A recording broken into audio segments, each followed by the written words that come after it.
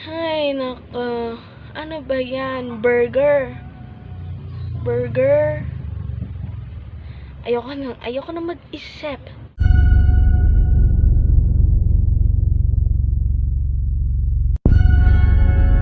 Hey, what's up mga mamon? Na tayo sa ating channel. Ito ako. SamMercado, and sa araw po na ito, panibagong araw na naman, at ngayon lang ulit tayo makakapag-upload ng video, at sorry po dun sa bagay na yun, pero I will ensure all of you, ikaw na nanonood ka, you ay may matututunan ka sa ating gagawin sa araw na ito. So kung gusto mo lang may matutunan, let's hop into the video. So ang ating gagawin nga po sa araw na ito, di ko na-explain sa inyo kanina sa aking intro. Ang gagawin natin ay how to pronounce common difficult words part 2. Okay. Part 2 na po ito dahil meron na tayong naunang video at ito po siya. At ito ay sinuggest ng ating isa ding subscriber at nanonood dito sa ating channel na si Konton. So, andyan yung screenshot nung sinabi niya na gusto niyo pang makakita ng ganito ang mga content. So, kung ikaw nanonood ka, Konton, hello sa iyo! Hello! And sa inyo din na ngayon pa lamang nakapag-visit sa aking channel, don't forget to subscribe, okay? At i-follow nyo na din ako sa aking mga social media accounts. Alright, without further ado, let's start the video. Kanina ko pa yung sinasabi. So, let's start na nga. Alright! So, ang ating first word ay ito. Ano bang bigkas dyan? Reservoir?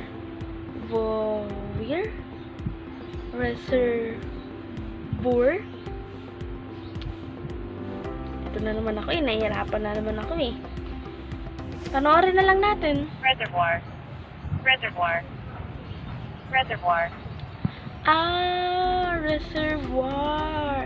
So, ang reservoir po ay sa Tagalog ay imbakan ng tubig. So, alam niyo na. So, medyo easy pa lang yung mga words. Ito na naman ako eh. Nahihirapan. So, and the word ay ito naman.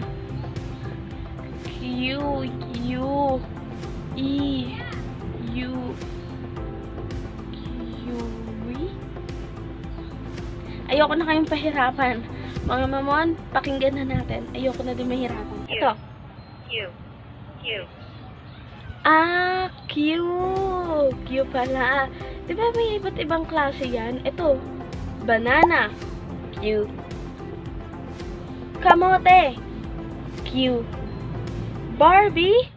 Barbie, sabi ko na, yeah. Abi ko na, Barbie, yeah.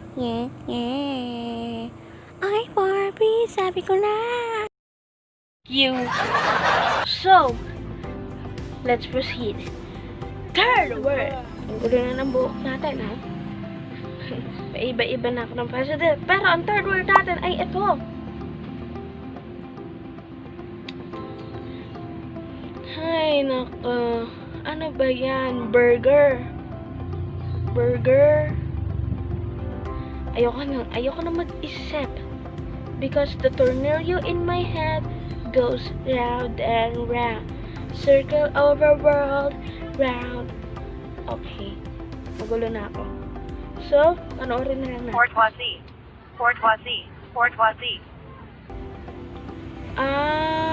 Yung pala yun.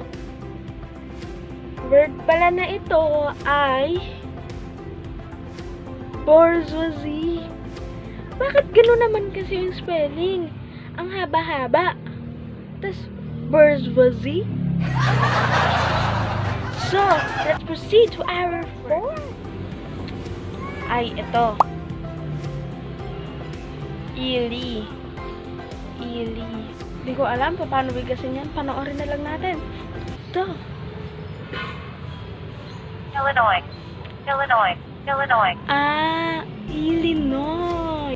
Illinois. nandito po kayo sa aking programa na Sam Thanks!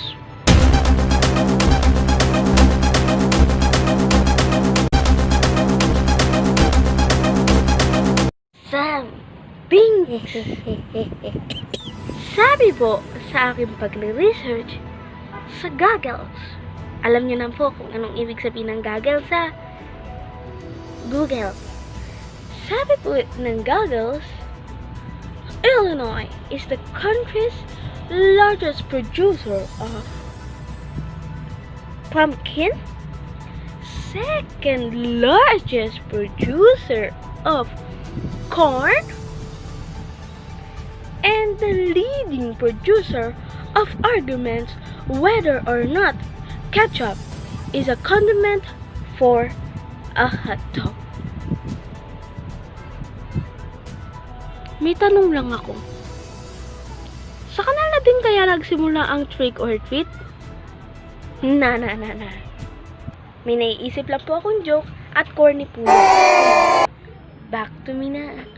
And our fifth word, our last word ay ito.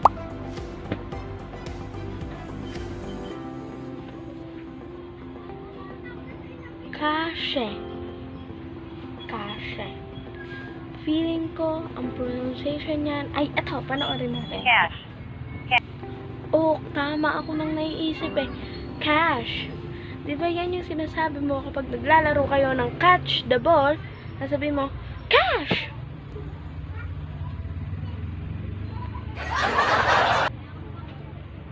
Okay.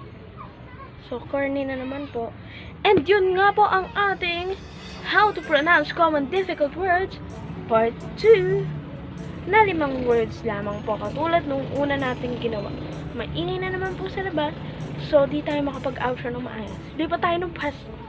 So yan, salamat po sa inyong panonood muli sa aking video. Sorry kung ngayon lang po ulit ako nakapag-upload. Pero tiniyak ko naman po na may matututunan kayo sa aking i-upload. So don't forget to give me a thumbs up, like this video, share this video, comment down below if may suggestions pa kayo. And kung gusto nyo ng part 3 of how to pronounce common difficult words, pagbibigyan ko po kayo sa inyong mga suggestions. And don't forget to subscribe and click the notification bell para ma-update din po kayo if ever mag-upload ako ulit ng video. So ito, try ko po na maging consistent sa pag-upload because gusto ko kayo every day, every week ay mapasaya. So, maraming salamat po sa inyong pagsuporta and shoutout po kay Pearl Neon Champagne. Punta mo lang po ng season ko. So, hello sa'yo. Nanonood ka man ngayon. Ayan, shoutout na kita. And nandun pa, patuloy po kayong sumuporta sa akin in my vlogs, videos, and everything that I will do. Bye mga Mamon. God bless us all. Thank you. And bye-bye!